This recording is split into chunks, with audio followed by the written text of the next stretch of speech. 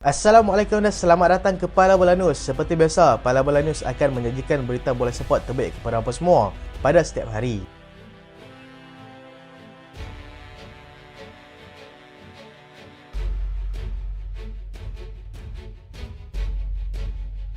Kita lihat dahulu keputusan perlawanan yang berlangsung di beberapa liga terbaik di Eropah. Liga Perdana Inggeris, Chelsea seri tanpa jaringan dengan pasukan Bournemouth. Arsenal menang tipis 1-0 ke atas pasukan Everton. Dan berikut adalah kedudukan semasa Liga Perdana Inggeris. Hasil La Liga Spanyol, Getafe menang 3-2 ke atas pasukan Osasuna. Villarreal menang 2-1 ke atas pasukan Almeria. Sevilla menang tipis 1-0 ke atas pasukan Las Palmas. Real Madrid menang 2-1 ke atas pasukan Real Sociedad. Dan berikut adalah kedudukan semasa La Liga di Spanyol. Serie A Itali, Fiorentina menang 3-2 ke atas pasukan Atalanta. AS Roma membelasah pasukan Empoli 7-0. Dan berikut adalah kedudukan semasa Serie A Itali. Kita mulakan dengan aksi bola sepak tempatan. KL City berjaya atasi pasukan Seri Pahang. Perlawanan suku akhir pertama melibatkan pasukan KL City dan juga Seri Pahang berkesudahan dengan kemenangan tipis KL City 1-0 di Stadium Ceras malam tadi. Kedua pasukan menurunkan kesebelasan terbaik, namun The City Boys kehilangan tonggak pertahanan mereka, iaitu Giancarlo Gallifuoco. Kedua pasukan mempamerkan aksi bertenaga untuk mencari gol awal, namun gagal menembusi gawang masing-masing. Ketakasan penjaga gol pasukan KL City juga menyebabkan beberapa peluang keemasan Seri Pahang berjaya diselamatkan. Pasukan KL City akhirnya berjaya memperoleh gol tunggal perlawanan selepas dihadiahkan dengan sepakan penalti akibat daripada kekasaran yang dilakukan Syazwan Andi kepada Paulo Josu yang mudah disempurnakan oleh Romel Morales. Malang buat pasukan KL apabila Kenny Paras dibuang padang pada minit ke-81 yang menyebabkan dia akan terlepas aksi kedua di Stadium Darul Makmur nanti. Bekalan satu gol dibawa oleh pasukan KL ke Kuantan nanti dilihat masih belum cukup kerana pasukan Seri Pahang sudah pasti akan beraksi secara all out pada aksi timbal balik yang akan berlangsung pada 24 September nanti.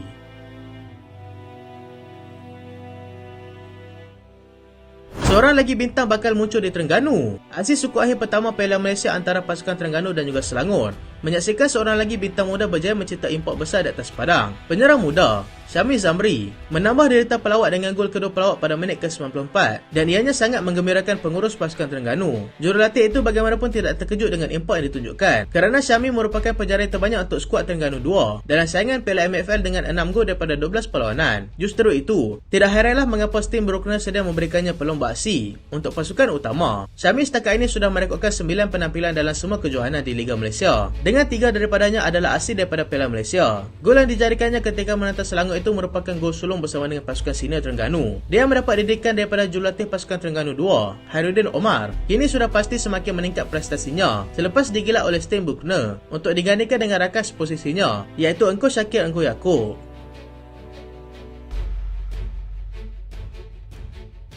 Chelsea kembali dengan rentak buruk. Chelsea terus bergelut untuk memburu kemenangan kedua dalam saingan Liga Perdana Inggeris selepas diikat oleh pasukan Bournemouth tanpa jaringan di Stadium Vitality malam tadi. Selepas tewas mengejut 1-0 kepada pasukan Nottingham Forest, anak buah Pochettino berharap untuk bangkit dengan mengalahkan pasukan The Cherries di gelangan keramat mereka. Bagaimanapun, kedua pasukan bergelut untuk mencarikan gol dalam aksi pada separuh masa pertama. Bersama babak kedua, The Blues menyangka yang mereka sudah berjaya di depan, tetapi jaringan dilakukan oleh Levi Colwill itu dibatalkan oleh VAR selepas mendapati yang dia sudah berada dalam kedudukan offside. 3 minit berselang, Nicholas Jackson mensia-siakan peluang keemasan dengan menembak liar bola hasil hantaran Leslie Ogochukwu. Penjarah pasukan Bournemouth, Dominic Solanke berjaya membuat percubaan menarik ke gawang The Blues, tetapi mujur penjaga gol mereka, Robert Sanchez, bertindak cemerlang untuk menafikannya. Keputusan seri kekal sehingga wasit penamat yang menyebabkan Chelsea kini terpelosok berada di tangga ke-14 Liga. Chelsea akan berdepan dengan pasukan Aston Villa pada perlawanan seterusnya, manakala Bournemouth akan mengharungi tugas sukar apabila bertemu dengan pasukan Brighton pada 24 September nanti.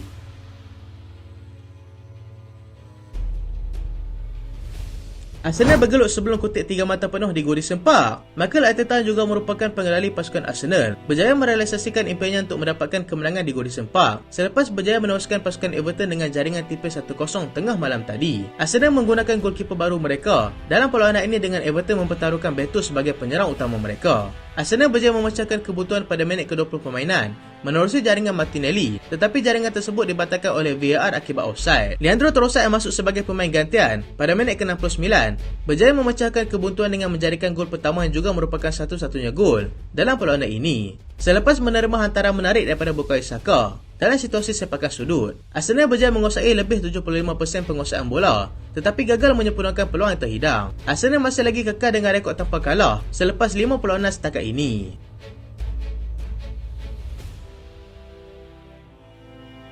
AS Roma belasah pasukan Empoli 7-0.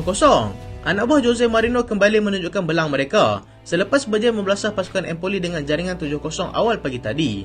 Roma yang turun selaku tuan rumah tidak perlu menunggu lama untuk membuka pesta jaringan apabila Paulo Dybala berjaya menjadikan gol pada minit kedua permainan. Renato Sanchez kemudiannya menambah gol kedua pasukan Roma 5 minit kemudian, diikuti dengan jaringan sendiri oleh Alberto Grossi pada minit ke-35. Dybala sekali lagi menjadikan gol untuk meletakkan mereka terus selesa di depan dengan jaringan keempat pada minit ke-55. Bryan Cristante, Romelu Lukaku dan juga Gianluca Mancini masing-masing berjaya menjadikan satu gol untuk membantu pasukan Roma menewaskan Empoli dengan jaringan 7-0. Ini merupakan kemenangan pertama mereka selepas 4 perlawanan, di mana mereka sudah pun tewas 2 kali dan seri sekali sebelum ini dan meletakkan mereka di tangga ke-12 Liga.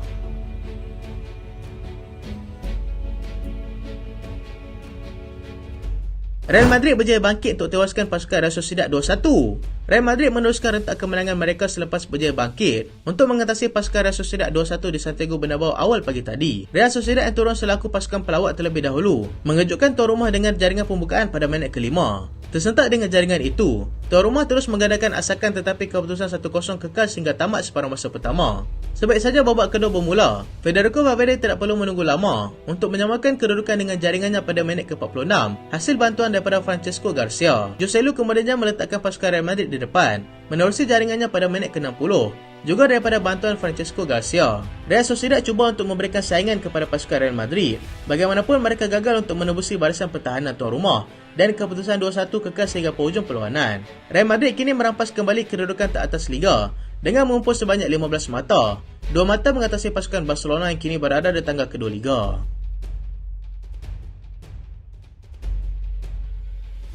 Sepakan percuma Cristiano Ronaldo cederakan juru kamera. Nama Cristiano Ronaldo kini kembali menjadi bualan hangat selepas sepakan percumanya mengakibatkan kecederaan kepada seorang juru kamera. Insiden itu berlaku ketika perlawanan Saudi Pro League di mana membabitkan pasukan Al-Raed dan juga pasukan Al-Nassr yang berlangsung pada awal pagi semalam. Ronaldo mengambil sepakan percuma untuk menembusi gawang gol pasukan Al-Raed, tetapi sebaliknya berlaku apabila ia tersasar dan terkena juru kamera yang berada di belakang gol.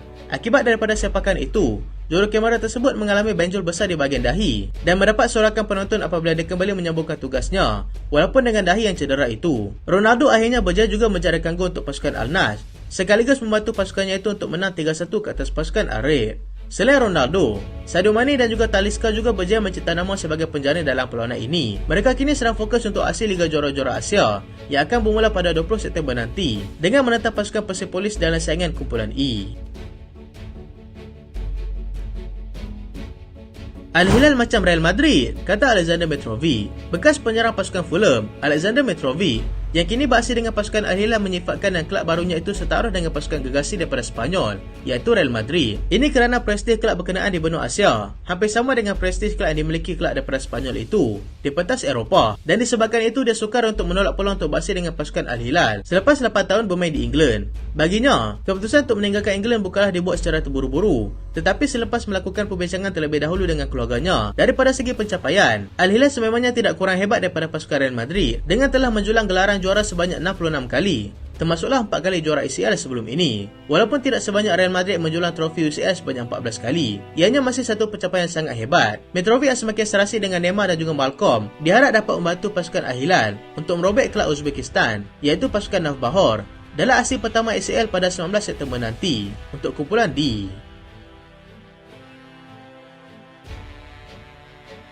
Barcelona mahukan Jadon Sancho. Barcelona kini sedang berkira-kira untuk mendapatkan Jadon Sancho yang dilihat semakin terpinggir daripada skuad Manchester United. Mereka dilaporkan akan mengemukakan tawaran pada bulan Januari nanti dengan pilihan untuk mendapatkannya secara pinjaman terlebih dahulu. Selain itu, skuad McTominay dikatakan akan mengikut jejak langkah Sancho untuk keluar daripada pasukan, dengan pasukan Bayern melihatnya sebagai pilihan kedua jika mereka tidak berjaya untuk mendapatkan Joao Palhinha, walaupun sudah mengetahui yang pemain Fulham itu baru saja menandatangani kontrak baru tempoh hari.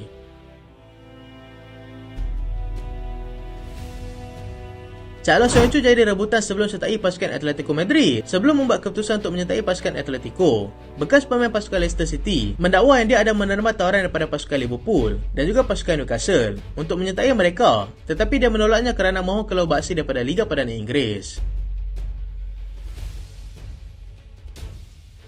Manchester City tawar kontrak baru kepada De Bruyne. Manchester City dijangka akan menawarkan kontrak baru kepada Kevin De Bruyne selepas dia kembali daripada masalah kecederaan hamstringnya. Kontrak semasa akan tamat pada Jun 2025 nanti.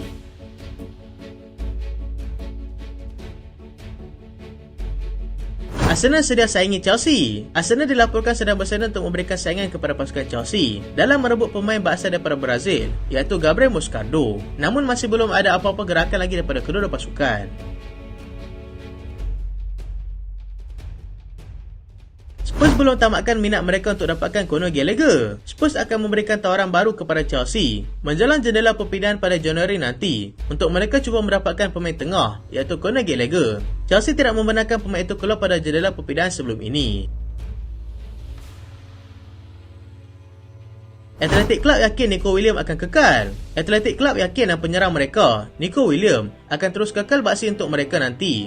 Mereka juga akan cuba mempercepatkan lagi proses tawaran kontrak baru kepada pemain itu, yang kini sedang berada di bawah pantauan kelab gegasi La Liga, iaitu pasukan Barcelona.